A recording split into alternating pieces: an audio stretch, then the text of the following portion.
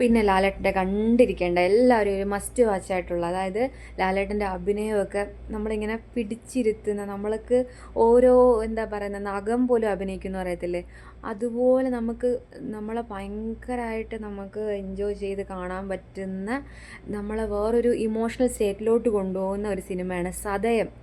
സതയം എന്ന് പറയുന്നൊരു മൂവി.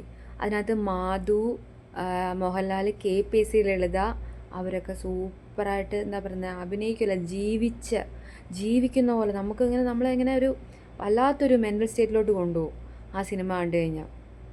ഇങ്ങനെ ഓരോ ഓരോ റിയൽ ലൈഫിലുണ്ടാകുന്ന ഓരോ കാര്യങ്ങളിങ്ങനെ എന്താ പറയുന്നത് ഒപ്പിയെടുത്ത് വെക്കുക എന്ന് പറയത്തില്ലേ, അതുപോലെ നമ്മൾ എവിടെയൊക്കെയോ കണ്ടു മറന്ന ചില മുഖങ്ങൾ, അല്ലെങ്കിൽ നമുക്ക് റിലേറ്റ് ചെയ്യാൻ പറ്റുന്ന ചില കാര്യങ്ങളൊക്കെ ഭയങ്കരമായിട്ട് പോർട്രേറ്റ് ചെയ്തിട്ടുള്ള ഒരു സിനിമയാണ് സതയം എന്ന് പറയുന്ന സിനിമ. പിന്നെ എനിക്ക് ഇഷ്ടപ്പെട്ട മൂവി എന്ന് പറയുന്നത് പിന്നെ ഒരു എൻ്റർടൈൻമെൻറ്റ് എന്ന് വെച്ച് കഴിഞ്ഞാൽ നമുക്കിങ്ങനെ എന്താ പറയുന്നത് വീണ്ടും വീണ്ടും റിപ്പീറ്റ് വാല്യൂ ഉള്ളത് കോട്ടയം കുഞ്ഞച്ചനൊക്കെ എനിക്ക് ഭയങ്കര ഇഷ്ടമാണ്. കോട്ടയം കുഞ്ഞച്ചനാണെങ്കിലും മൃഗയ എന്ന് പറയുന്ന സിനിമ, അതൊക്കെ എനിക്ക് ഇഷ്ടമുള്ള സിനിമയാണ്. പിന്നെ കമലഹാസൻ്റെ തന്നെ ഗുണ ഗുണ എന്ന് പറയുന്ന സിനിമ, അതൊക്കെ അതിൻ്റെയൊക്കെ ഒരു എന്താ പറയുന്നത് വീണ്ടും വീണ്ടും ഒരേ വാക്ക് തന്നെ പറയാം, മേക്കിംഗ്.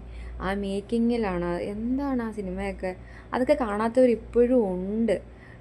പിന്നെ നമുക്കൊരു ചക്കിക്കൊത്ത ശങ്കരൻ എന്ന് പറഞ്ഞൊരു സിനിമയുണ്ട്.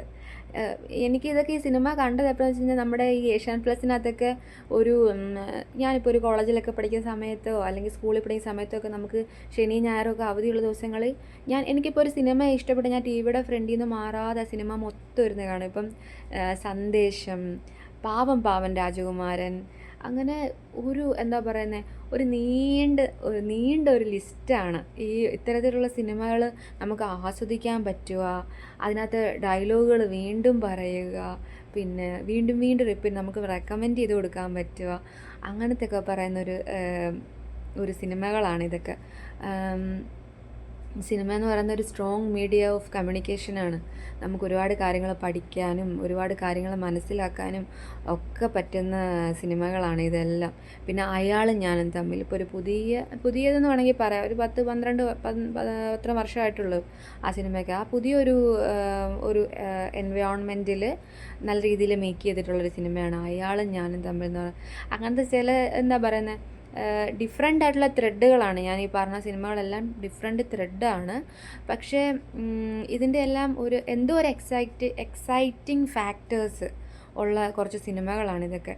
ഇപ്പം എൻ്റെ ഒരു ഫ്രണ്ട് എൻ്റെ അടുത്ത് ഇങ്ങനെ ചോദിക്കുക, ഇപ്പം എനിക്ക് 2-3 ഫിലിം സെൻഡ് ചെയ്ത് തരാമോ കാണാൻ പറ്റുന്ന നല്ല റിപ്പീറ്റ് വാല്യൂ ഉള്ള, അങ്ങനെ പറയുകയാണെങ്കിൽ ഞാൻ ഉറപ്പായിട്ട് സെൻഡ് ചെയ്ത് കൊടുക്കുന്ന, ഇപ്പോൾ യൂട്യൂബിനകത്ത് തന്നെ ലിങ്ക് ആണെങ്കിലും അയച്ചു കൊടുക്കുന്ന ചില സിനിമകളും. പിന്നെ കന്മദം എന്ന് പറയുന്ന സിനിമ, ഇങ്ങനെ പറയാനാണെങ്കിൽ ഒരുപാട് സിനിമകളുണ്ട്.